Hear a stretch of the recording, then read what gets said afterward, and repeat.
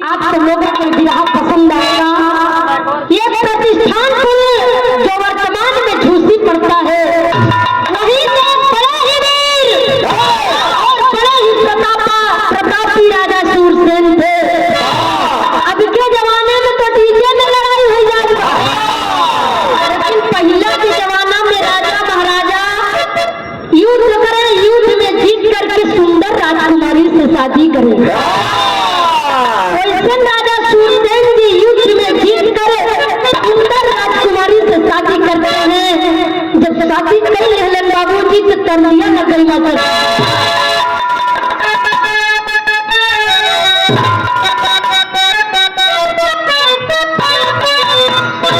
भैया, ये हमार पुरान धरोहर जब लोग भट्ठा कमाई जाते हैं, हमारे मजदूर लोग जब भट्ठा में काम करने जाते हैं तो उनकी पत्नियां भी गाती हैं बड़ा सुंदर। कैसे गाती है मास्टर साहब?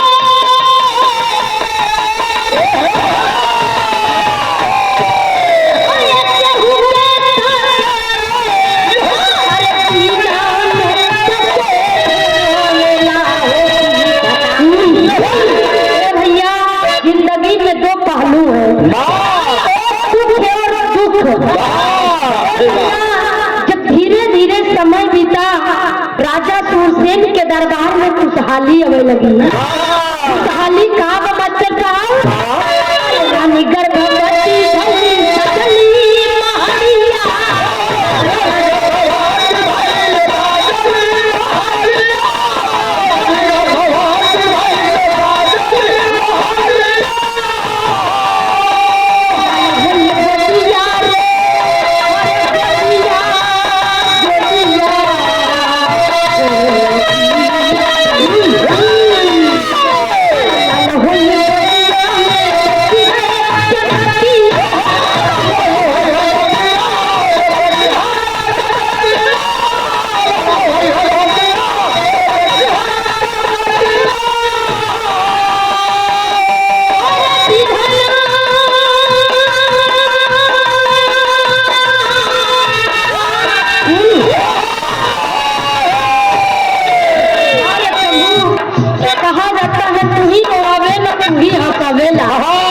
आज रानी के पेट में दर्द हो गया।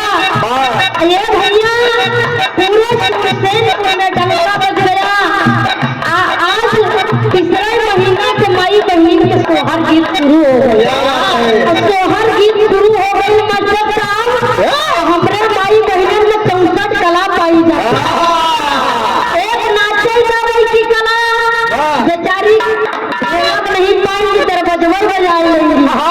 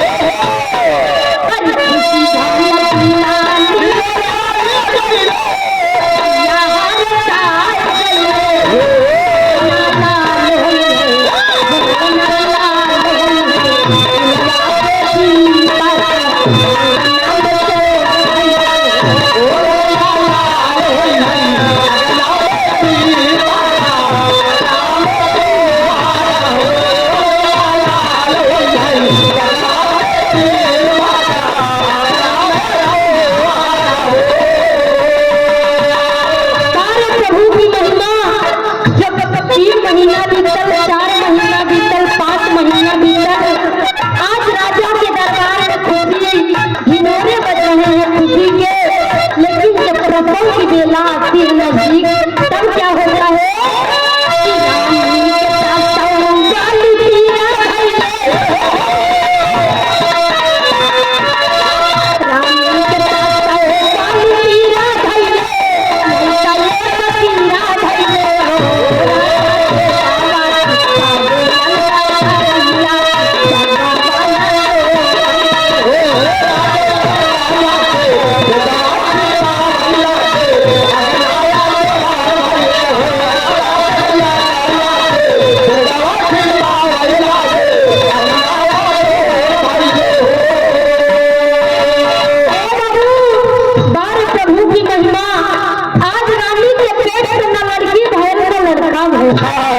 दासी जाई के बताई राजा साहब बड़ा अनर्थ हुई गवा, कहाँ बतावा का भइल, कहाँ नगद को लड़किए हो गई, कहाँ ये राजा साहब न लड़की भइल न लड़का भइल, रानी के पेट से एक सांप का जन्म हुआ है।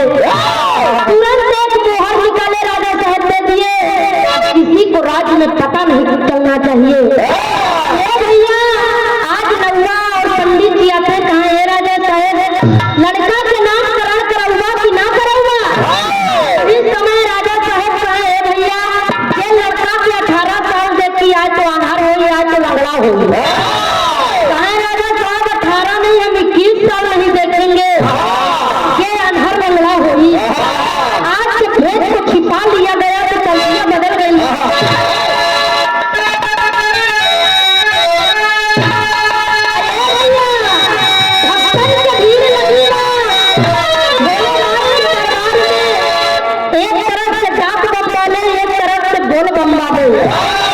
नारा लगाते हैं बोल बम का नारा, एक सहारा है। दूसरे नंबर वाले बोले साथियों बाबा को भूलेगा और रास्ते में झूलेगा। तीसरे नंबर वाला भक्त बोला बाबा मेरी मुरादें पूरी करो, पूरी करो।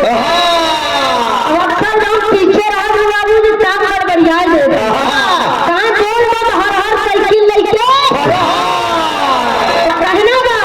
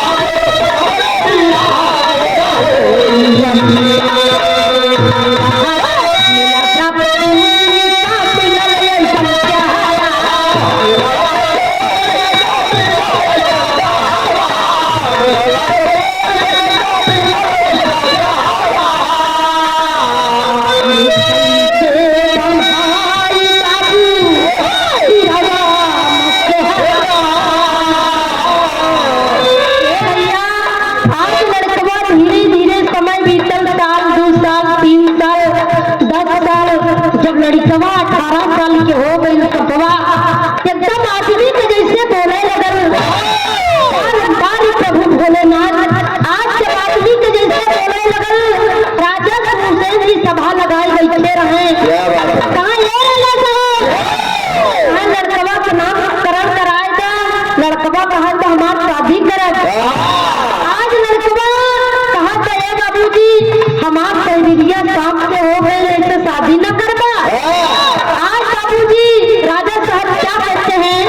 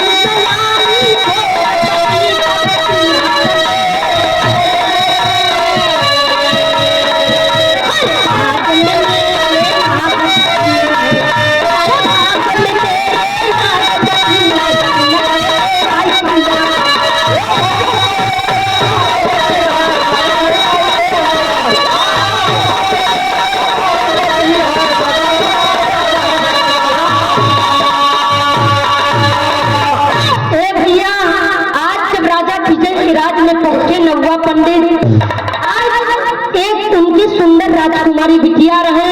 आज शादी रिश्ता पक्का हुआ। आज उस समय नौवा जी कहते हैं राजा साहब लड़कवा में एक कमी व लड़कवा की शरीरिया सांप के बाद साहब बोले हम शादी नहीं करेंगे। कल के बारात आएगी तो लोग कहेंगे कि राजा साहब के दामाद सांप है तो बड़ी बदनामी होगी। भैया वही समय नौवा जी कहे राजा साहब हमारे तरफ एक रीत रिवाज बा कि हमरे तरफ डोला बियाह चलत बा कहना का तर्जिया बड़ी पुरान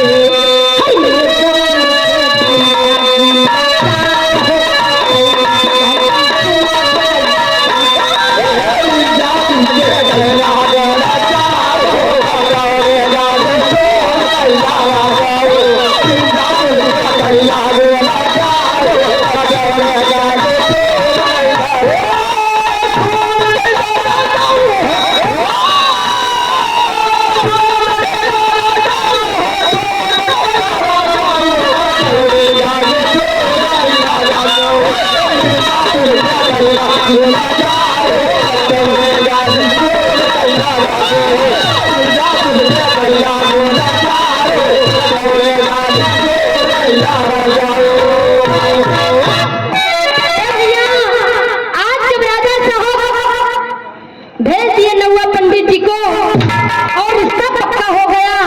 नौवा पंडित जी कहे राजा साहब हमरे तरफ रिवाज चलत बा कि लड़की वाले खुद लड़की को डोली में बैठा के डोला बियाह चलत बा। कहना है डॉक्टर साहब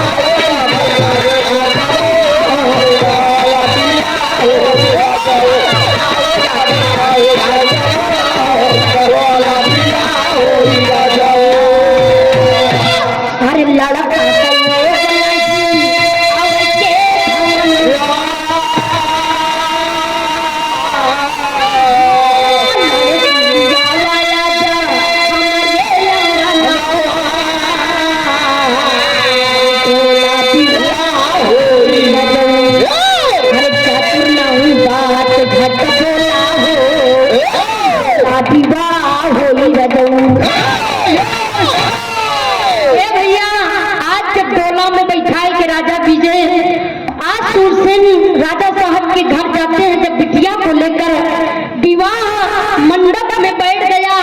ये भैया मंडप में जब विवाह बैठ जाता है तभी माई बहनी हमारे बड़ा सुंदर गावेली। ये हमारे बिरहा उत्सव की धरोहर है। मंडप में विवाह गीत कैसे माई बहने गावे कहना हुआ हरे मड़वे में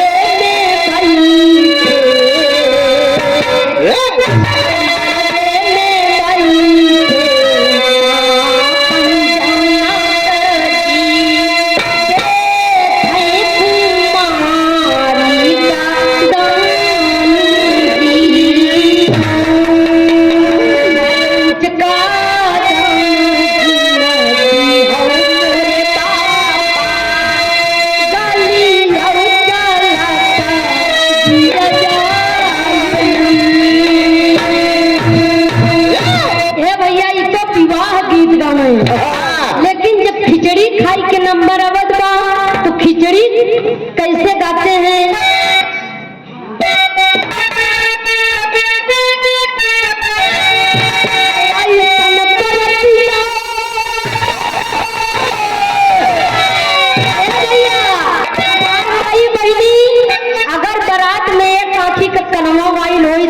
देख लेती हूँ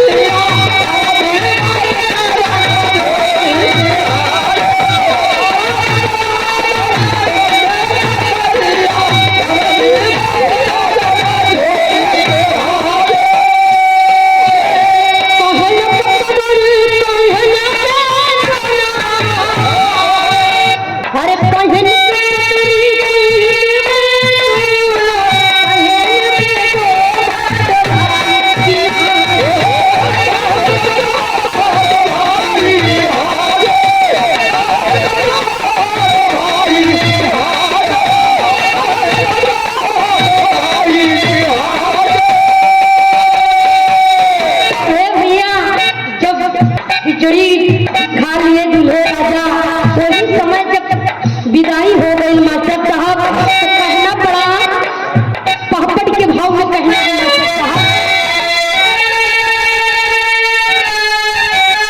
अरे हो गई जब पहली मुलाकात सुहागरतिया में हो गई जब पहली मुलाकात सुहागरतिया में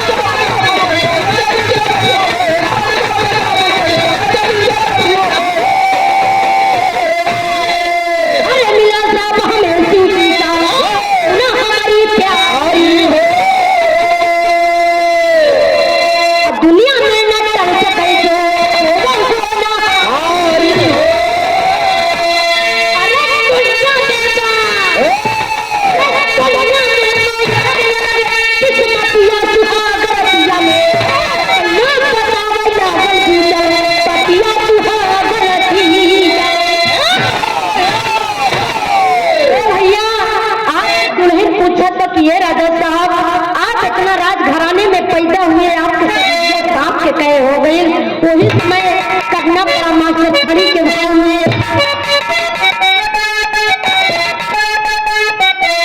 भैया दुल्हन से बता रहे हैं वो नाम देता क्या बताऊं रानी मुझे पूर्व जन्म का श्राप मिला है।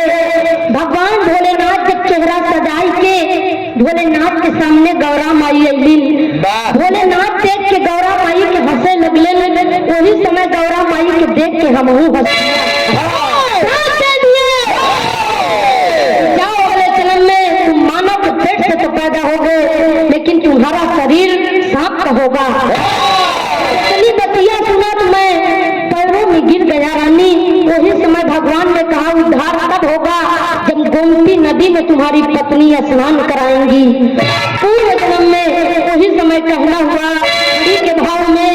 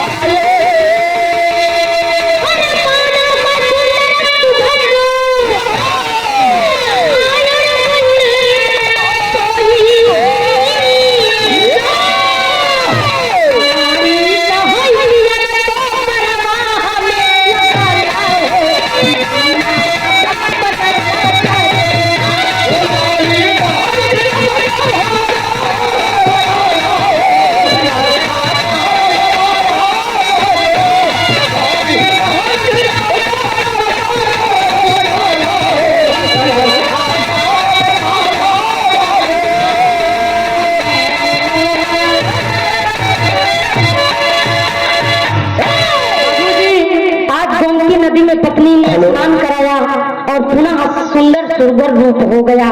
गीत हुआ ब्रह्म पुराण से 478 पेज नंबर में कहानी सुनने को मिलेगी ब्रह्म पुराण में। और चलते चलते बाबूजी 2 मिनट की शिक्षा गीत